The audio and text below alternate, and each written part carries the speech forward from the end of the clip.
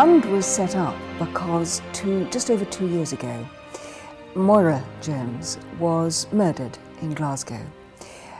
She was the only daughter of Beatrice and Hugh, and the circumstances of her death were so dreadful that I don't think those of us who have never been touched by anything like that can ever imagine what family, parents would go through. Parents don't usually, of course, naturally expect to outlive their children. If they die of an illness or in an accident, I think that perhaps in a way that's something that you can come to terms with.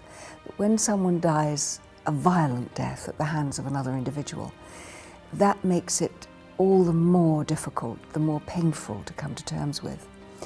And they, as a family, clearly went through hell. But they came out of the other side and for whatever reason, for a most extraordinary inbuilt sense of humanity that they must have, decided that the experience that they had had is one that could possibly help other families who found themselves in a similar situation.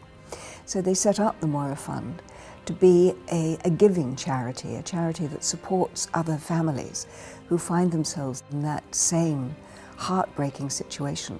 There are all sorts of support agencies that are available, but I think if you find that you're faced with someone who has gone through exactly the same kind of hell that you have gone through, then you have the confidence of knowing that they understand what you're going through. They really do know, because they've been there, they've experienced it.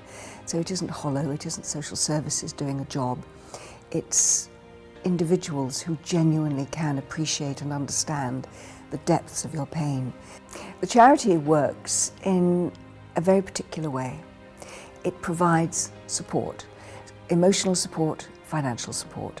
It could be quite simply that people need to get away on a retreat, that perhaps they don't have enough money as a family to pay for a proper funeral, that there are all sorts of ways in which they might need financial help, getting other members of the family to come and support them at a time of grief. So financial support, yes, but emotional support also in ensuring that people have counsellors, so they provide that as well.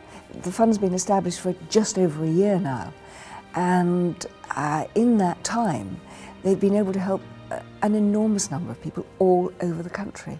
And just as importantly, they've got a terrific amount of support. Individuals who perhaps feel helpless when it comes to doing something physically or practically, but they can put their hand in their pocket or they can write a cheque.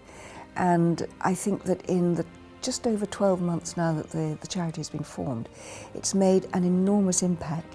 I suppose if we were being flippant, we would say that it's already punching above its weight, but I think it's punching in an area where clearly it was needed. And I think the fact that it's doing as well as it is and helping as many people as it is and has become, I think successful in this context is the wrong word, but it's getting the right profile and people are recognising the importance of what it does. The fact that police services are coming to the Moira Fund and saying, please will you help us? They're getting the recognition that they deserve for doing a job that no one else is doing in quite the same way.